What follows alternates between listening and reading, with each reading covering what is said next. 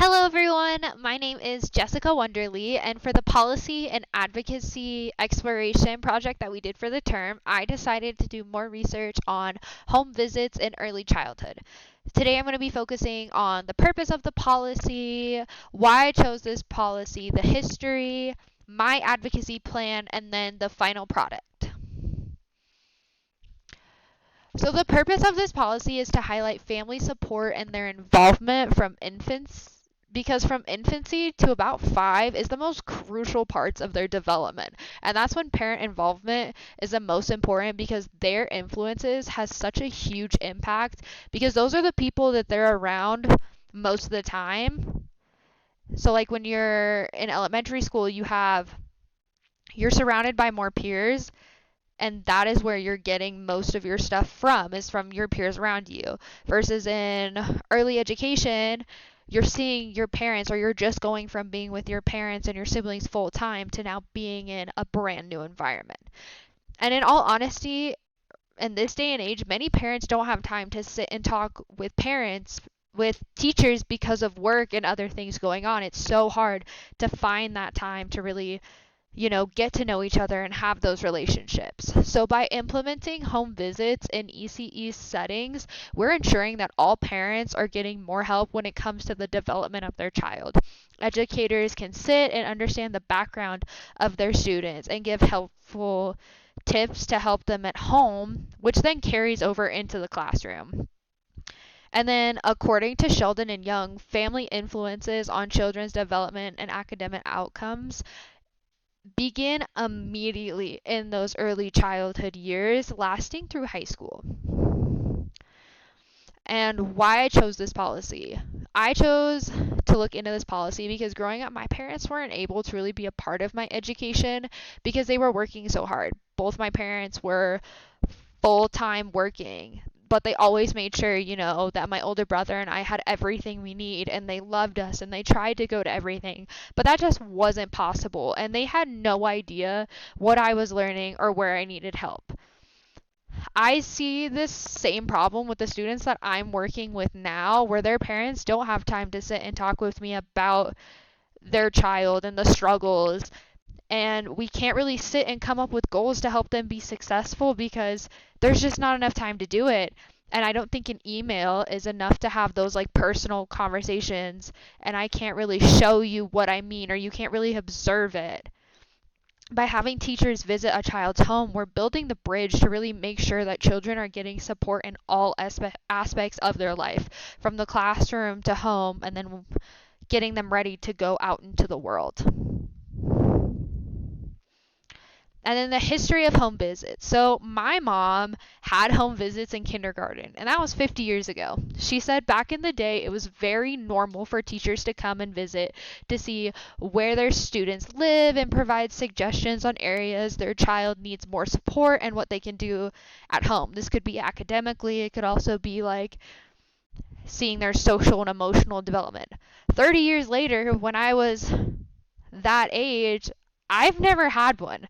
I've never had a teacher come to my home and talk to my parents about what's going on. And I think the main difference between now and then is that violence. Violence has gone up 50% and can cause risk to teachers. Like, that's a really scary thing to think of. Like, you have teachers going into homes not knowing really what they're getting into, and I can understand why that would stop. I mean, that makes sense. And then another factor could be more pay. Like, I talked to one of my own lead teachers at my center, and for teachers, they're taking time out of their personal life to go and visit their students when they could either be spending time with their own families. And so, is the pay really worth that quality time that's being taken away from their own home and their own lives? And then my advocacy plan focuses on informing parents, educators, and policy makers the importance of implementing home visits into teaching young children. I want to highlight that by allowing teachers into their students' home, they can better support their students as well as their individual needs. You don't really see the whole picture of a child until you're actually with them when they're not at school. Because I've noticed, like, when I talk to parents now, they'll say, I don't see what you're seeing. That's because it's a whole different environment. And so I will create a pamphlet that gets people wanting to support the idea of having teachers welcomed into their homes, the homes of their students, in order to understand all aspects of a child and provide resources to families. Right now in my classroom, we have a biter, and the parents are so confused on, what to do, because they're doing things at home when we're also doing things at school, and then there's just some disconnect. So, allowing teachers to go and like, oh, this is what I'm seeing. They can bounce ideas off of each other and find a solution. And I will also work to get signatures and letters from families and teachers about how they feel about home visits, and to open the minds of city officials as to why this is so important to the success of young children.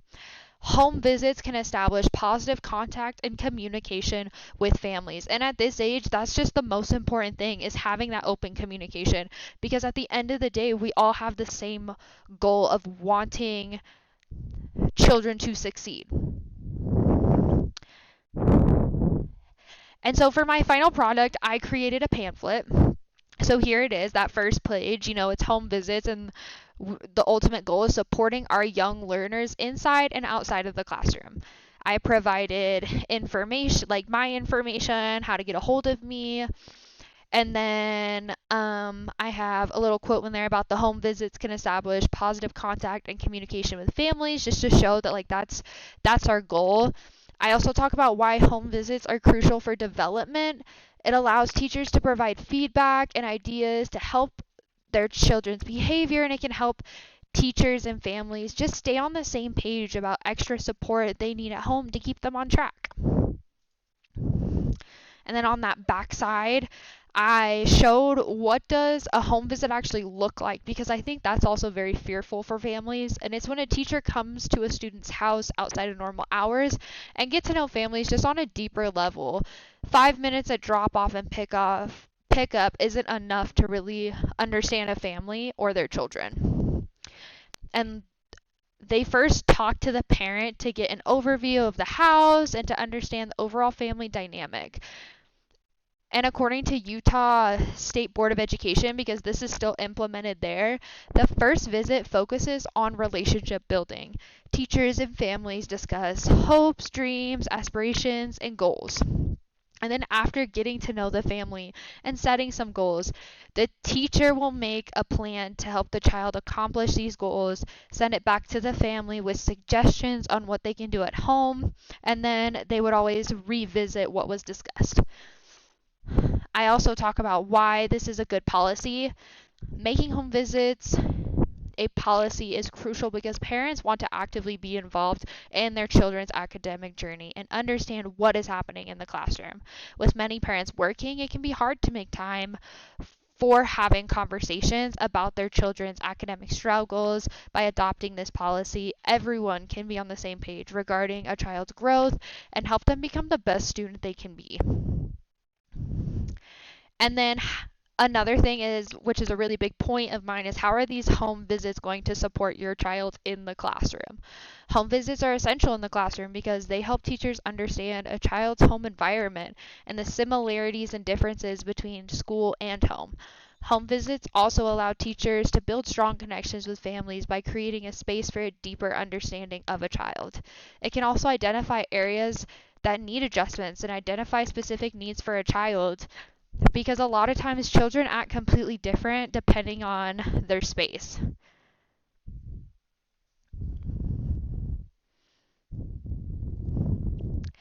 Thank you so much for listening to my policy about home visits in early childhood. I hope you learned something and you now see why it is so important. Here are my references. Thank you so much. Have a great winter.